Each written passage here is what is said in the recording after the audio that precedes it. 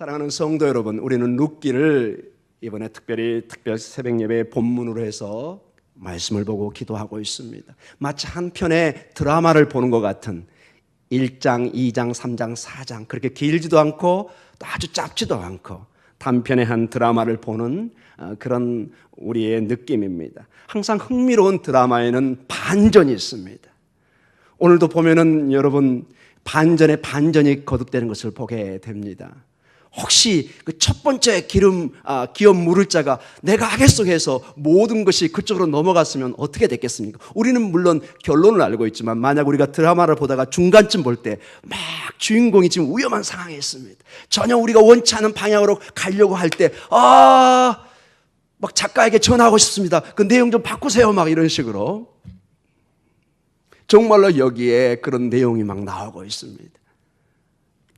사랑하는 성도 여러분, 그리고 한 가지 흥미로운 게 이 룻기는 나오미와 룻의 한 가정, 한 개인의 어떤 기업 물을 자요. 개인의 어떤 사건처럼 기록되어 있지만 그 모든 것이 결국은 사사기와 사무엘을 연결하는 거대한 하나님의 이스라엘 나라를 연결하는 그 한 왕을 찾고 그 왕이 태어나는 과정을 보여주는 한 개인의 역사가 거대한 하나님의 나라로 연결되는 이 드라마를 보여준다는데 큰 반전이 있습니다. 저는 이 말씀을 묵상하면서 우리 성도들의 이 작은, 어떻게 보면 작은 단순한 하나의 삶들처럼 보이지만 이게 모이면 거대한 하나님의 구원의 역사에 연결되는 하나님 나라의 영광에 연결되는 이 축복이 있는 줄 보시기를 간절히 기도합니다. 룻기가 가르쳐주는 것이 바로 그러한 메시지 중에 하나입니다. 오늘 우리가 이 본문을 보면서 하나님의 주시는 큰 도전을 받기를 원합니다. 우리는 룻기 처음 시작할 때 룻기의 역사적 배경을 이미 보았습니다. 그때가 뭐라고 그랬죠?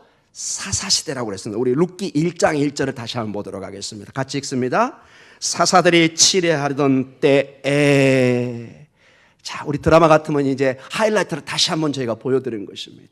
이때가 바로 사사들이 지배하던 어두움이 하나님의 말씀이 희미했던 시대입니다. 왜냐? 그들에게 진정한 왕이 없었기 때문에 이 일이 일어났다고 얘기합니다. 사사기 21장 25절에 이렇게 사사기가 마무리가 됩니다. 같이 한번 읽어볼까요? 시작. 그때 이스라엘에 왕이 없으므로 사람이 각기 자기의 소견에 옳은 대로 행하였더라. 아멘.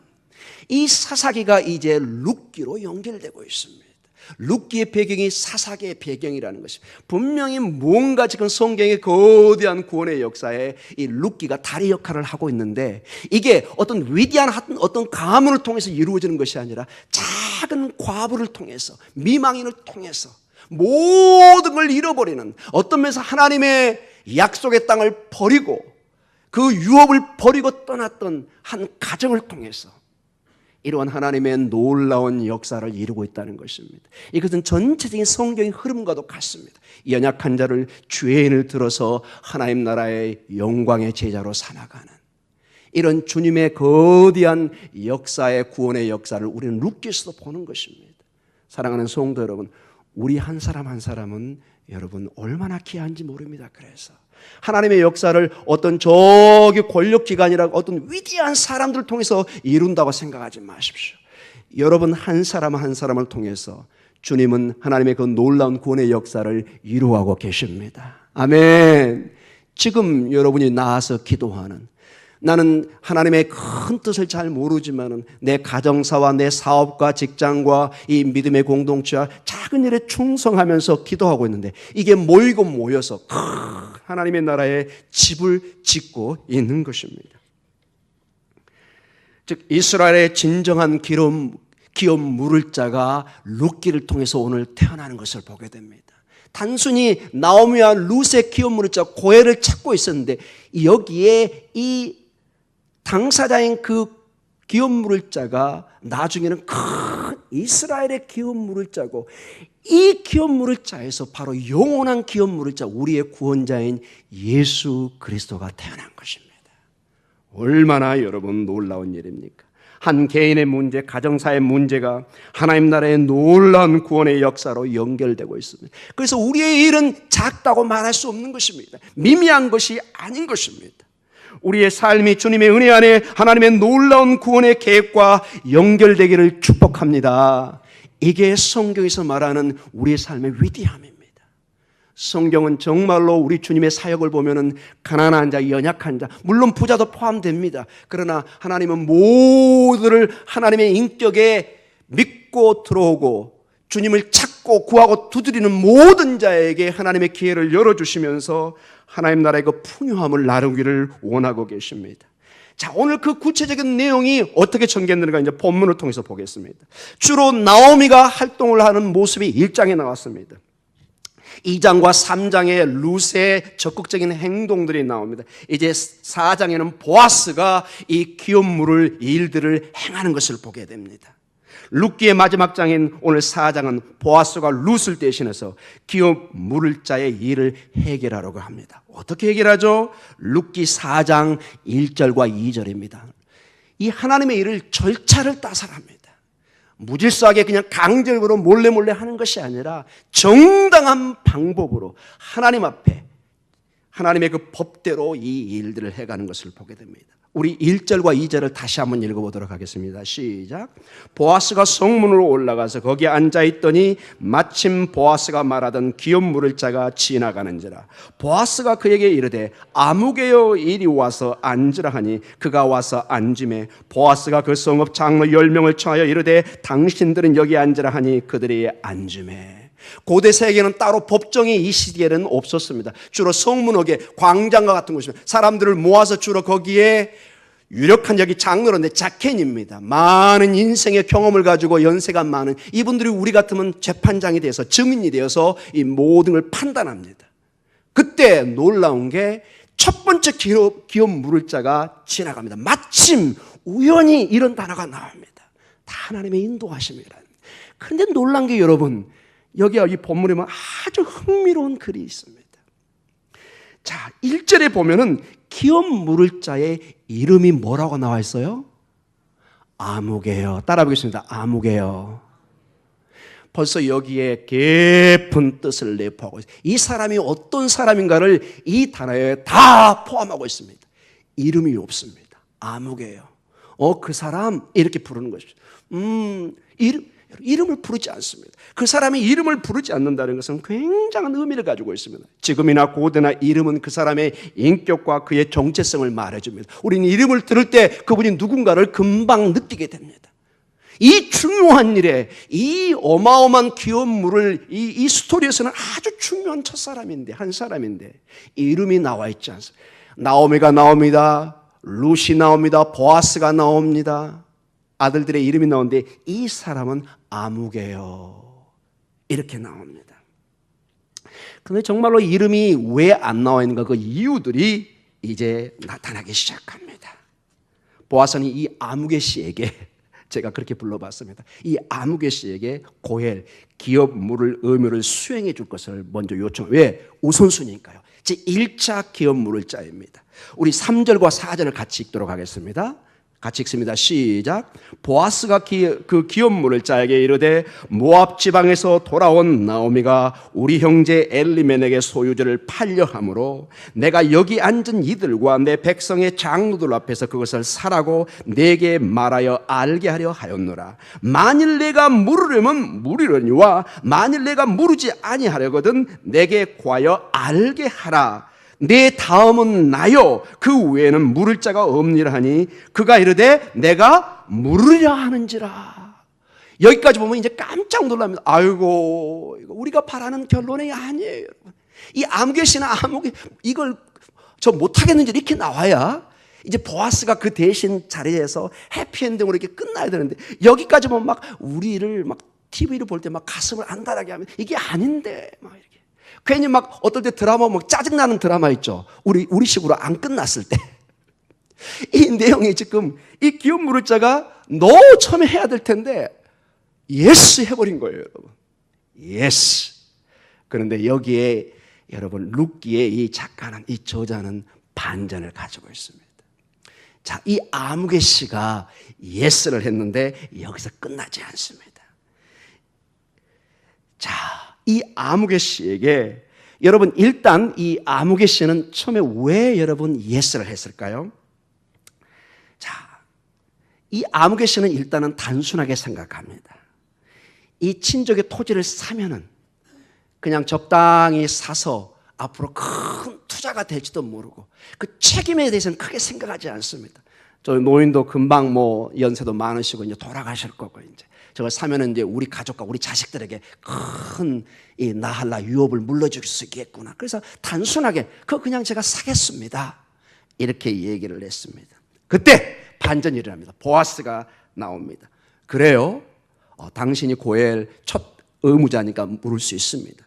그런데 이 고엘에는 반드시 책임이 따릅니다. 뭐가 따라요? 책임이 따른다고 얘기합니다. 어떤 책임인지 우리 4장 5절을 같이 읽도록 하겠습니다. 시작. 보아스가 이르되 내가 나오미의 손에서 그 밭을 사는 날에 곧 죽은 자의 아내 모압 여인 룻에게 사서 그 죽은 자의 기업을 그의 이름으로 세워야 할지니라 하니. 자, 구체적인 책임을 이제 알려줍니다. 줬어. 당신이 이것을 살 수 있어, 물을 수 있어. 그러나 여기에 책임이 따로요. 자, 이것을 한 4가지 정도로 제가 한번 분석을 해보겠습니다. 어떤 책임이 따르는 건지 보겠습니다. 일단 나오미로부터 토지를 사면은 그는 나오미와 함께한 모압 여인 룻도 함께 책임을 져야 됩니다. 왜냐하면 그녀의 죽은 남편의 이름에 유산이 계속돼야 되기 때문에 그렇습니다. 이게 고헬, 기업 물을 자의 의무입니다. 두 번째로, 그리고 그가 산 토지가 죽은 자에게 속한 것이기 때문에 그 과부인 미망인인 룻과 뭐를 해야 돼요? 반드시 결혼을 해야 됩니다. 뭐를 해야 돼요? 결혼을 해야 됩니다. 그리고 중요한 게 아들을 낳아야 됩니다. 뭘 낳아야 돼요? 아들을 낳아야 돼요. 이게 지금 한두 가지가 아니에요. 근데요, 여러분, 이게 아들까지 낳는 건 좋은데, 자, 그 낳은 아들이 자라면 그가 산 토지는 누구 소유가 될까요? 그 낳은 아들에게 줘야 돼요. 자기 친자식이 아니에요. 여러분 이해하시겠어요? 이 고헬법을 룻가 난 어쩌면 의무로 해서 난 그 자식에게 이 재산을 다 물려줘야 돼. 그게 고헬법이라는 거예요. 그 아들이 자라면 그가 산 토지의 소유가 되면 자기 자식이 아니라 그 고헬의 자식이 모든 재산을 가져가게 돼 있어요. 그러니 이 책임을 함부로 물을 수가 없습니다. 자, 이 이야기를 듣는 아무개 씨는 깜짝 놀랍니다. 와우! 난 못하겠습니다. 자, 우리 4장 6절 한번, 구체적으로 그 사람의 그 아무개 씨의 말을 한번 들어보겠습니다. 같이 읽습니다. 그 기업 물을 자가 이르되 나는 내 기업에 손해가 있을까 하여 나를 위하여 물으지 못하노니 내가 물을 것을 내가 물으라. 나는 물으지 못하겠노라 하는지라. 사랑하는 성도 여러분, 이 아무개 씨는 정말 아무개답습니다. 굉장히 세상적으로 셈이 빠른 사람입니다. 쭉 계산해 보니까 아니에요. 이거 잘못 샀다가는 완전히 덤탱이 씌우는 거예요, 지금. 그냥 쎄 빠지게 일해가지고 두 과부를 다 먹여 살려야 되고 전부 이 재산도 나중에 그 아이에게 줘버려야 돼요, 그 산 거를. 전혀 인간적으로 계산이 안 떨어져요, 여러분. 예를 들어서 한 100만 원 투자했는데 들어가는 돈은 한 1억 들어가야 돼요. 우리 한국 같으면 교육비 만만치 않습니다. 여러분 자녀들 여러분 대학까지 졸업시키려면 몇 억 들어갑니다. 여러분 맞죠? 대답이 없으시네요. 교육비 우리나라에서 만만치 않습니다, 여러분. 이 아무개 씨는 세상적 계산이 아주 빠릅니다. 굉장히 머리가 빠른 사람입니다. 잔머리가 빠릅니다. 그의 상황 판단은 옳은 것처럼 보입니다. 너무나 손해가 될 비즈니스에서는 판단이 빨리 서서 바로 발을 빼버립니다. 더 이상 머물지 않습니다. 늙은 나오미만 잠깐 돌보면 되는 줄 알았다가 악몽을 꾸듯이 화들짝 놀랍니다. 만약 룻을 통해 아들이 생기면 그 아들이 결국 이 토지의 주인이 되기 때문에 자신의 자식들에게는 전혀 경제적인 도움이 안 됩니다. 늙은 노무와 룻을 먹여 살려야 하는 책임이 눈에 보이기 시작합니다. 와우. 여러분, 저에 대해서는 자꾸 질문하지 말라고 그랬죠, 저한테는 이거를. 목사님은 어떻게 하시겠습니까? 이 경우에 묻지 마시기 바랍니다. 저도 생각보다 계산이 빠릅니다. 이거는 인간적으로는 도저히 받아들일 수 없는 비즈니스 조건이 너무 안 맞아요. 그래서 그는 이 기업 묵을 것을 포기합니다. 그리고 법적으로 공식적으로 이걸 사인을 시켜버립니다. 우리 7절과 8절에 공식적인 사인하는 방법이, 여러분 지금부터 약 한 3,000년, 4,000년 영역이 어떻게 공식적 사인을 하는가 한번 보시기 바랍니다. 우리 7절에 8절입니다. 시작. 옛적 이스라엘 중에는 모든 것을 무르거나 교환하는 일을 확정하기 위하여 사람이 그의 신을 벗어 그의 이웃에게 주더니 이것이 이스라엘 중에 증명하는 전례가 된지라. 이에 그의 기름 무을 자를 보아스에게 이르되 내가 너를 위하여 사라 하고 그의 신을 벗는지라. 신을 벗어서 이렇게 던져주면은 이제 포기하는 각서를 쓰는 겁니다. 우리 같으면 서류에 짜작 서류를 사인을 하는 것입니다. 자, 사랑하는 성도 여러분, 그런데 여러분, 우리는 이 드라마의 처음과 중간과 결론까지 알고 있죠. 자, 지금 우리가 이 본문을 보면서 그 아무개 씨라면은 어떤 결정을 할까요? 이 결론을 알고 있을 때. 왜 대답이 없으시죠, 여러분? 사랑하는 성도 여러분, 얼마나 안타깝고 아쉬운 일입니까, 여러분? 이 아무개 씨는 만약에 룻과 결혼했으면 영원한 여호와의 왕과 메시아와 예수 그리스도의 족보에 이름이 올라가는 것입니다. 아무개 씨로 남는 것이 아니라 영원한 천국의 생명의 이름이 이렇게 올라가는 것입니다. 그리고 모든 사람이 저처럼 오늘 이렇게 설교할 때 그 사람의 이름을 부르면서 이 사람을 칭송할 것입니다. 믿음으로 이렇게 선택할 때 하나님에게 축복합니다. 근데 이 이후로 이 아무개 씨는 이름 없이 영원히 사라져 버립니다. 지금도 이 이름을 아무도 모릅니다. 제가 농담 반 진담 반이면 이스라엘에 있을 때 혹시 이 아무개 씨를 알고 있습니까? 저희도 모릅니다. 이스라엘 사람도 모릅니다. 제가 무슨 얘기냐면은 이스라엘의 그 기록들이 있습니다. 고대 어떤 탈굼이라든지 고대 그 해석들이 있는데 거기에 혹시 이 사람 이름이 진짜 나옵니까? 안 나옵니다. 아무개 씨입니다.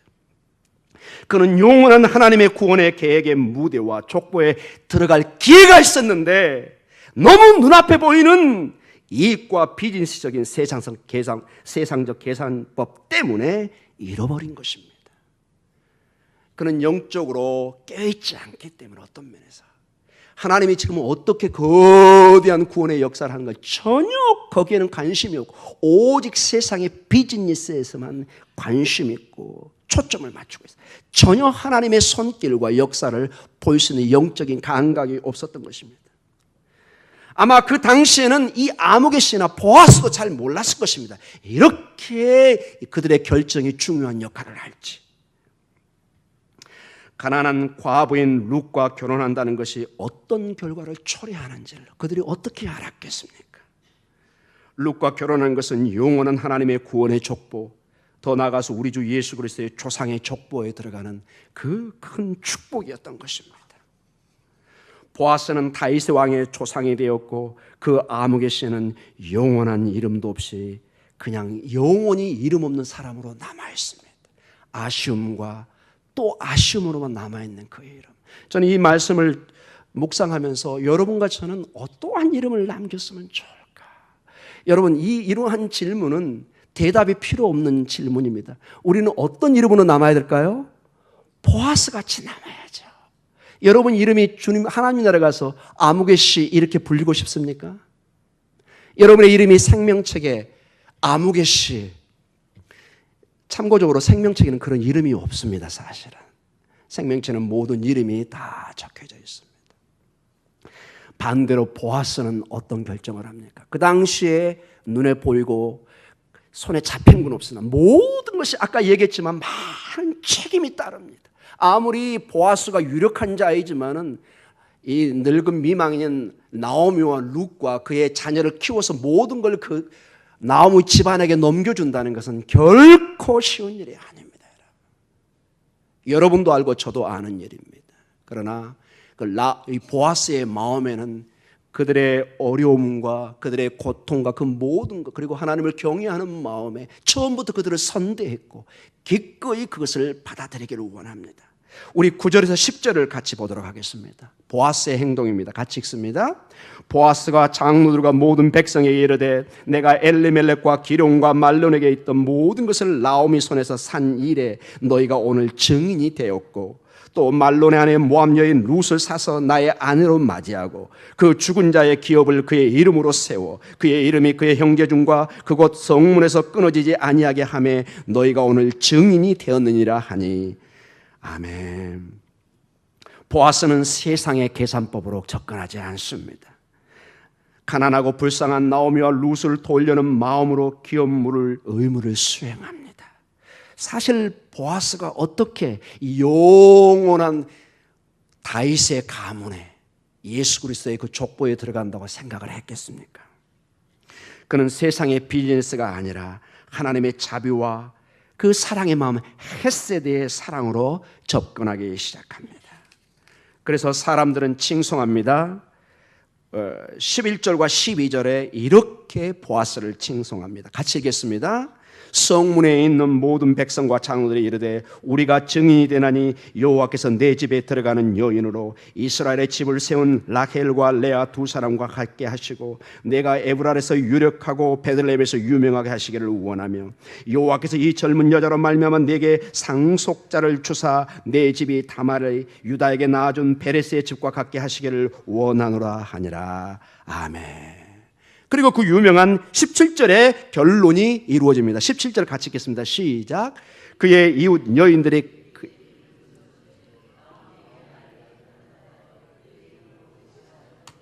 그는 다윗의 아버지인 이새의 아버지였더라. 아멘.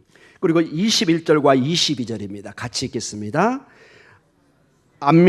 살몬은 보아스를 낳았고 보아스는 오벳을 낳았고 오벳은 이새를 낳고 이새는 다윗을 낳았더라.